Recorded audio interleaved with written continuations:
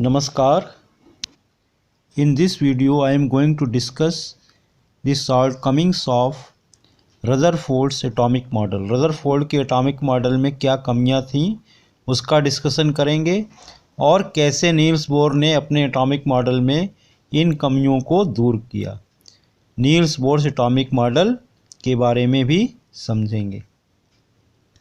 Rutherford ने अपने model में कहा, एटॉमिक मॉडल में कहा कि जो मैटर है उसका most of the mass, matter का अधिकांश द्रव्यमान मास और positive charge, complete positive charge एक बहुत छोटे से स्फीयर में कंसंट्रेटेड रहता है जिसे हम न्यूक्लियस कहते हैं, और न्यूक्लियस की साइज़ नियरली 10⁻14 मीटर होती है। एटम इसके कंपैरिजन में 10,000 टाइम्स लार्ज है। So there is large space between two nucleus,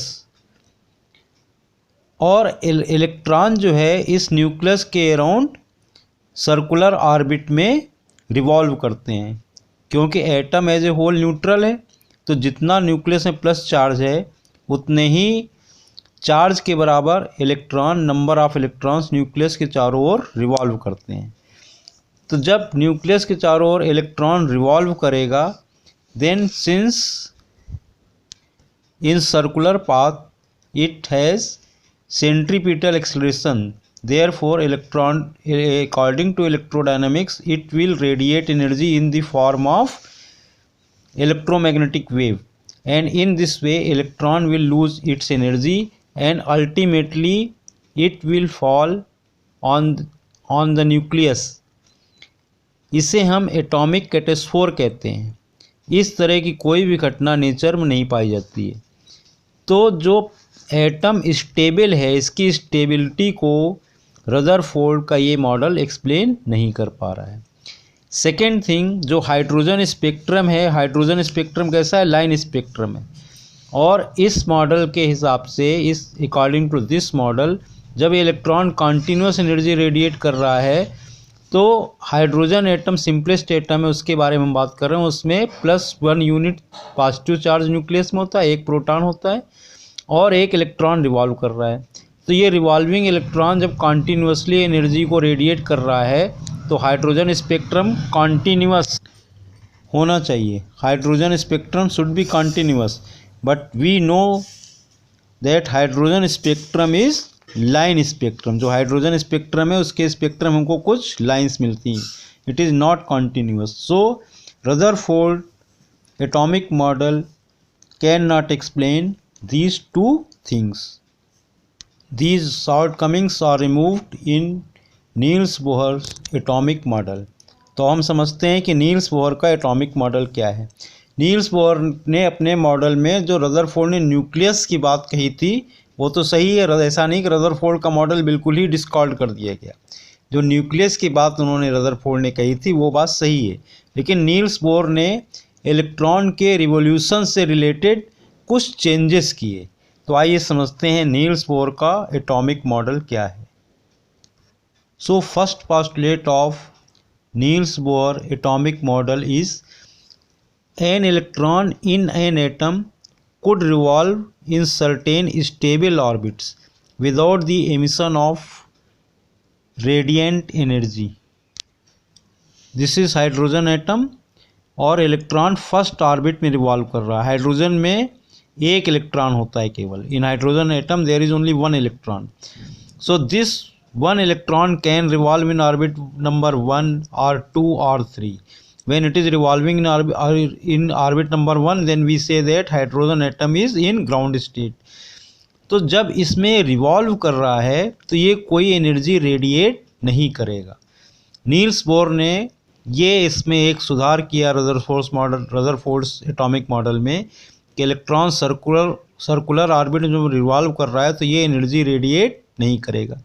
when it is not radiating energy, then since there is no loss of energy, so its radius remains constant during its revolution,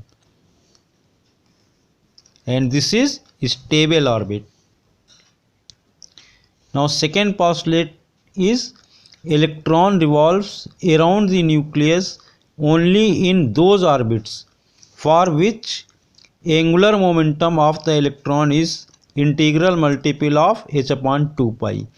Angular momentum is moment of linear momentum. So if velocity of electron is v, its mass is m, and radius of circular orbit is r, then angular momentum is equal to mvr.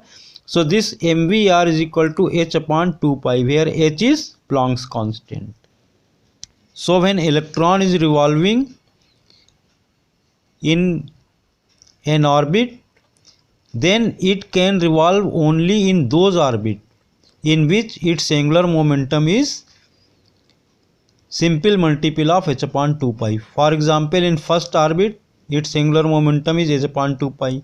In second orbit, its momentum is 2h upon 2 pi. Now, if anyhow electron gains energy from any external source in hydrogen atom, then its electron moves from lower orbit to upper orbit, and in this orbit it remains for 10 to the power minus 8 seconds. And when electron jumps from higher orbit to any lower orbit, it emits energy in the form of radiation, and photon is emitted. Energy of the emitted photon is equal to the energy difference between the two orbits. See, when electron gains energy from any other source, किसी भी hydrogen atom जब कहीं बाहर से energy उसको मिलती है तो इस एनर्जी से इस लोअर से ही किसी अपर ऑर्बिट में चला जाता है, if it gets sufficient energy. और इस अपर ऑर्बिट से जब ये किसी लोअर ऑर्बिट में आता है तो एनर्जी फोटॉन के फॉर्म में, इलेक्ट्रोमैग्नेटिक रेडिएशन के फॉर्म में रेडिएट करता है।